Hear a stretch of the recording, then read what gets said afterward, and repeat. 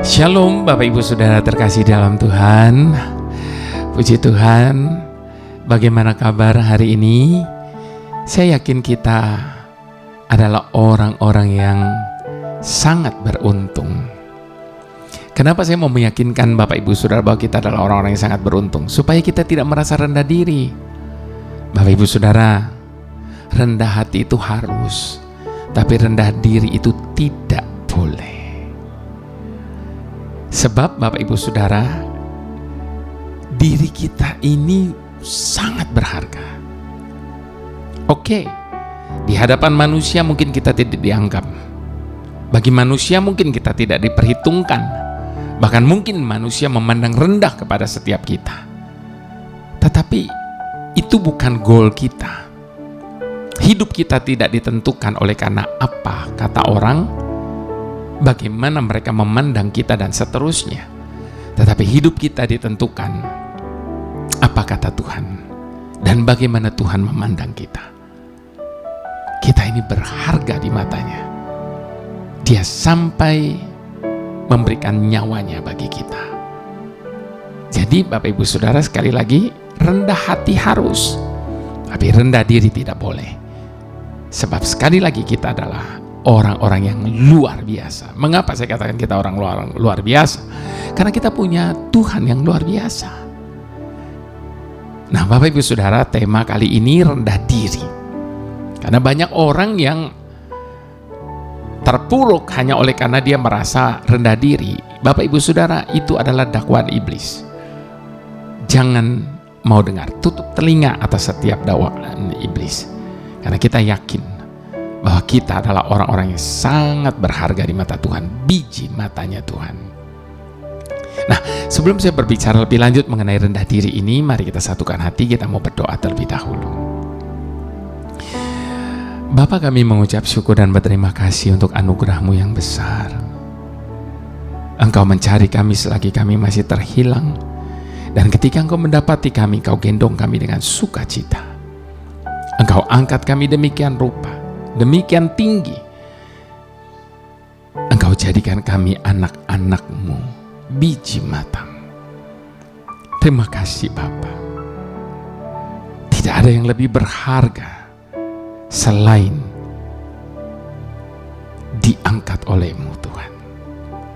Itu sebabnya kami tahu identitas kami. Kami tahu siapa diri kami. Bahwa kami adalah orang-orang yang dikasihi oleh pemilik alam semesta ini. Bahwa kami adalah orang-orang yang spesial di mata-Mu. Dan sekali lagi kami ini berharga di mata-Mu.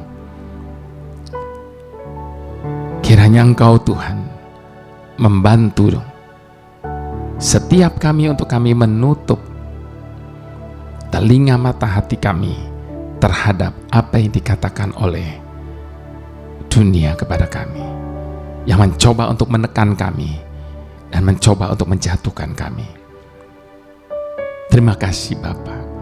Bantu kami di dalam konten ini supaya kami boleh mengerti, memahami akan jati diri kami yang sesungguhnya. Terima kasih Bapa, dalam nama Yesus, haleluya, amin. Mari kita buka 1 Samuel 17 Bapak Ibu Saudara. Kitab 1 Samuel 17 ayatnya yang ke-32 sampai ke-37. Berkatalah Daud kepada Saul, janganlah seseorang menjadi tawar hati karena dia. Hamba-Mu ini akan pergi melawan orang Filistin itu. Tetapi Saul berkata kepada Daud, tidak mungkin engkau dapat menghadapi orang Filistin itu untuk melawan dia, sebab engkau masih muda, sedang dia sejak dari masa mudanya telah menjadi prajurit. Tetapi Daud berkata kepada Saul, hamba-Mu ini biasa menggembalakan kambing domba ayahnya. Apabila datang singa atau beruang yang menerkam seekor domba dari kawanannya, maka aku mengejarnya, menghajarnya dan melepaskan domba itu dari mulutnya. Kemudian apabila ia berdiri menyerang aku, maka aku menangkap janggutnya, lalu menghajarnya dan membunuhnya. Baik singa maupun beruang telah dihajar oleh hamba-Mu ini, dan orang Filistin yang tidak bersunat itu akan sama seperti salah satu dari binatang itu, karena ia telah mencemoohkan barisan daripada Allah yang hidup. Pula kata Daud, Tuhan yang telah melepaskan aku dari cakar singa dan cakar beruang, Dia juga yang akan melepaskan aku dari tangan orang Filistin itu. Kata Saul kepada Daud, pergilah, Tuhan menyertai engkau. Dahsyat ya Bapak Ibu Saudara ya. Iman dan kepercayaan Daud luar biasa. Nah Bapak Ibu Saudara, di dalam ayat yang ke-37-nya, saya mau mengutip sekali lagi, dikatakan Tuhan yang telah melepaskan aku dari cakar singa dan dari cakar beruang, Dia juga yang akan melepaskan aku dari tangan orang Filistin itu. Kenapa Daud bisa berkata demikian Bapak Ibu Saudara? Inilah yang firman Tuhan katakan, jangan cuma mau dengar tentang Tuhan, tapi kecap dan alami sendiri betapa baiknya Tuhan itu. Orang yang mendengar dengan orang yang mengalami tentu beda. Daud mengalami Tuhan. Bapak Ibu Saudara, uang logam 50 rupiah bisa dibilang adalah nilai mata uang yang paling diremehkan. Jangan lagi sebut yang lain yang lebih. 50 rupiah logam itu nilai yang terkecil. Banyak orang tidak lagi mau memungut uang 50 rupiah jika mereka melihatnya jatuh di lantai. Bahkan maaf, para pengemis pun bila diberi uang 50 rupiah pasti akan marah dan melemparkan uang tersebut. Namun, tahukah kita bahwa sejumlah yayasan sosial melihat bahwa kepingan uang logam ini bisa berdampak besar? Tentunya jika ada dalam jumlah yang banyak. Bahkan kita seringkali mendengar ada satu joke mungkin, 1 juta tanpa 50 rupiah belum 1 juta. Bahkan beberapa waktu yang lalu Bapak Ibu Saudara, saya pernah melihat di dalam berita bagaimana ada beberapa orang yang membeli mobil atau sesuatu dengan uang receh logam-logam tersebut berkarung-karung, dan bisa, artinya tetap ada nilainya. Bagi sebagian orang 50 rupiah sudah tidak ada nilai, tapi sesungguhnya 50 rupiah tetap bernilai. Bagi mereka yang membutuhkannya, meski nilai itu kecil, pemberian itu bisa memberikan pengaruh yang besar. Cerita tentang Daud dan Goliat ini, Bapak Ibu Saudara, kita sudah dengar sejak kita sekolah minggu. Menggambarkan tentang seorang pemuda yang tidak terlalu dianggap, tetapi memiliki keyakinan yang kuat kepada Tuhan. Bahkan lebih besar daripada keyakinan para penguasa di sekitarnya. Ketika Daud dengan beraninya menawarkan diri untuk menghadapi raksasa Goliat itu, apa reaksi mereka? Bahkan Raja Saul sekalipun berkata, tidak mungkin engkau dapat menghadapi orang Filistin itu. Meskipun demikian, meskipun diremehkan, meskipun tidak dianggap, Daud tetap memiliki iman dalam Tuhan yang telah banyak kali menolong dan menyelamatkannya di masa lalu. Daud tidak merasa rendah diri sekalipun diremehkan di depan orang banyak. Dan ia tidak merasa bahwa ia tidak berdaya ketika dirinya diperhadapkan pada masalah yang berat, bahkan mustahil sekalipun.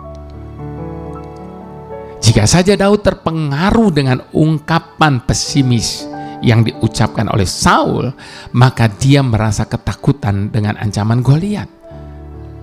Maka sudah dapat dipastikan ia tidak akan dapat melakukan apapun. Namun demikian, sebaliknya Bapak Ibu Saudara, dalam keadaan seperti itu, Daud bahkan bertindak dengan penuh keberanian.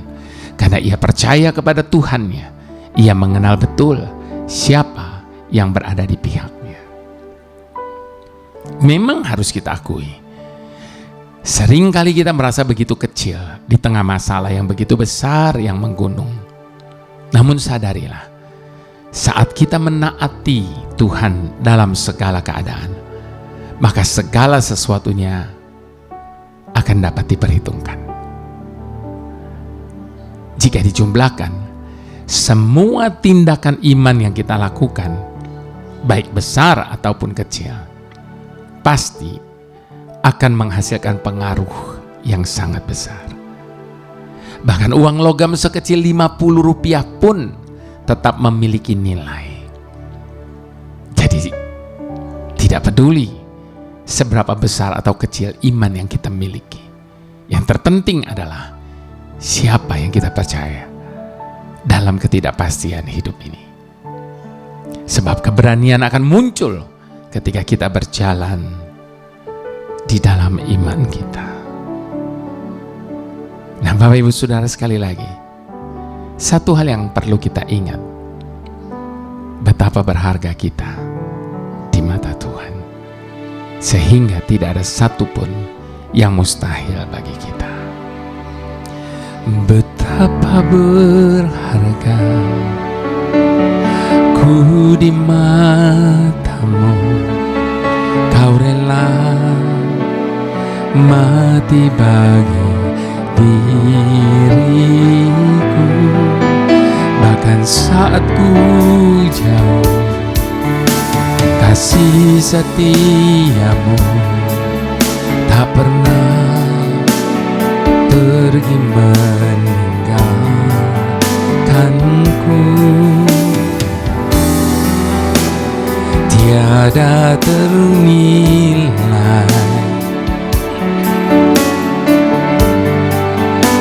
cintamu padaku.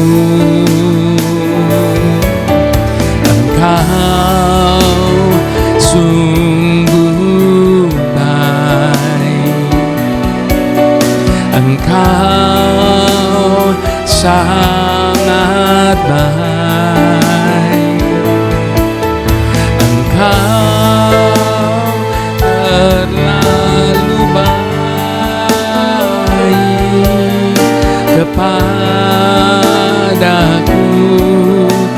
Yesus, Engkau baik, Engkau sungguh baik, Engkau sangat baik, Engkau terlalu baik kepadaku. Yesus, Engkau baik. Jadi sekali lagi Bapak Ibu Saudara, jangan pernah merasa bahwa kita ini tidak dapat apa-apa, tidak bisa apa-apa. Bapak Ibu Saudara, kemampuan kita datangnya daripada Tuhan. Daud dibandingkan dengan Goliat tentunya tidak ada apa-apanya. Tetapi bukan soal apa-apanya itu, tapi siapa yang ada bersamanya. Itu yang terpenting. Itu sebabnya Bapak Ibu Saudara, apapun, bagaimanapun, selalu ingat baik-baik bahwa kita ini berharga di mata Tuhan. Mari sekali lagi sama-sama kita mau katakan, betapa berharga ku di matamu, kau rela mati bagi diriku, bahkan saat ku jauh. Kasih setiamu tak pernah pergi meninggalkanku. Tiada ternilai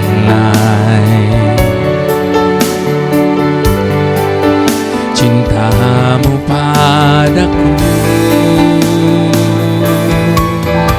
Engkau sungguh baik, Engkau sangat baik, Engkau terlalu baik kepadaku, Yesus, Engkau baik. Engkau sungguh baik, Engkau sangat baik, Engkau terlalu baik kepadaku, Yesus, Engkau baik, Yesus, Engkau baik, Yesus, Engkau baik, Engkau baik selamanya.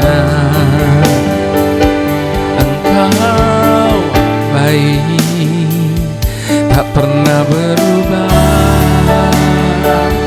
Kasih dan kebaikan tak pernah berkesudahan. Kasih setiamu ya Abah selamanya, selamanya.